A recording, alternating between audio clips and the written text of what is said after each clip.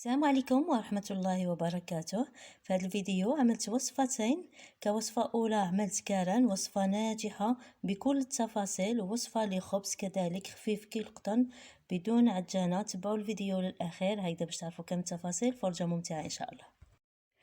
لهذه الوصفة نحتاج لترين من الماء، ماء عادي أنا عملت من الحنفية، مع حمص مطحون 400 غرام. أنا عملت هذه النوعية من الحمص ممتازة، هذه النوعية 400 غرام من الحمص المطحون، وملعقة صغيرة مملوءة جيدا من الملح وزنها 12 غرام.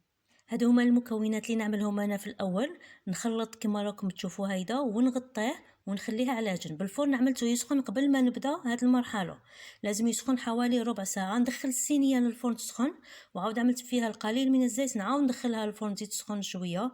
نخلط هاد الخليط باش هيدا يعاود يتجانسو. كما تشوفوا الكور كامل نحلو في 10 دقائق، نحلو كامل الكور. ماكسيموم ربع ساعه ينتفخ، سي سوفيزون. نحرك هكذا مليح. من بعد ما سخنت الصينيه نفرغ فيها الخليط هذا.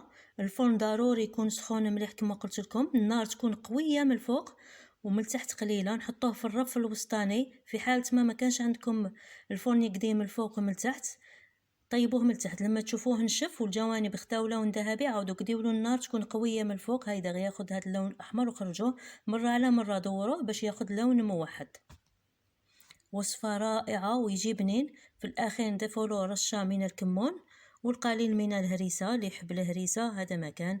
في الآونة الأخيرة ولاو يبيعوه مع الطون، اللي يحب الطون يزيد الطون، أو يحب الجبن كذلك ممكن يزيد الجبن. بالنسبة للخبز عجنته في يديا في هذه المرة. عملت 3 كؤوس من الماء يكون دافئ، ما تسخنوش بزاف. زدت معاه ملعقة من الخميرة الفورية، وملعقة من السكر، و3 ملاعق من حليب بودرة.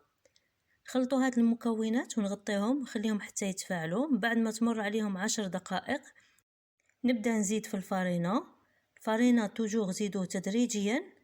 أنا ضفت 8 كؤوس وملعقة من الملح وساشي خميرة كيميائية 10 غرام وربع كأس من الزيت.